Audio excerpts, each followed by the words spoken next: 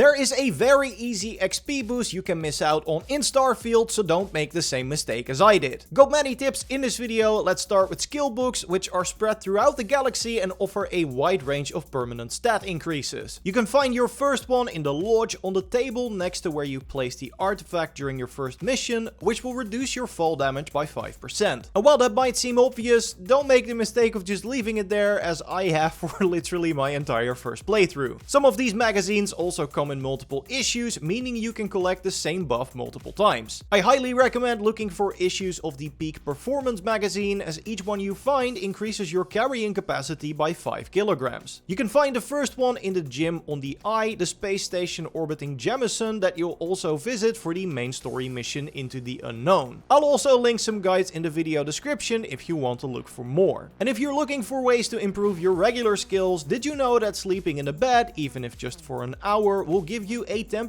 XP boost that lasts for 24 minutes. And there is even more to it, because this buff can be increased to 15% if you meet the right conditions. The first major component is that you need to be in a romance with someone, so travel with them, get their approval, and they will eventually offer you a personal quest, at the end of which you can enter into a relationship with them. And then it's as simple as finding a bed while traveling with your partner and go to sleep. Instead of waking up well rested, the game will now say you've awoken with a newfound sense of emotional security, which bumps the increased experience gains up to 15. But no matter if you're getting the improved or the regular version of this buff, don't make the mistake of playing without it, as you are literally missing out on free XP. And Jordan mentioned it briefly in a previous video, but you can also reset a shop's credit balance if you sleep for 2 full days, so 24 hours and then 24 hours again. So if you are selling a ton of items and the vendor has no credits to give you anymore, then you should also find a bed, like the one on your ship for example, to reset that money. Sleeping for 2 days, by the way, fully resets the vendor, so new weapons and items will be for sale too. And make sure you save before checking the shop. If you don't like the vendor inventory, you can go back to that save you just made and see other items for sale. David reached out via the input@youraptor.com email, like you can too, with a very nice tip for stolen goods, which will of course be removed from your inventory when you are caught or have to pay a bounty. So don't make the mistake of keeping these stolen items for too long, as you can just go to a trade authority, which you can find in the major cities like the one in the Well in New Atlantis. And it has to be one of these locations. The trade authority kiosk like the one at the landing pad doesn't work for what we're trying to do. I like using the one in the Wolf system, as you can travel to this system even with a bounty, which is located at the Den space station right here. So then when trading, sell your stolen items to this person and then stay in the vendor menu, which is important, and then we want to go to the buy screen and then navigate to buyback. From here you can buy back those stolen items, which are now legit and don't have the red icon anymore, meaning they won't be taken away when you're inspected. And by the way, Jordan also showed you a nice way to easily get rid of your bounty without the downsides. You can watch that video with way more tips to get OP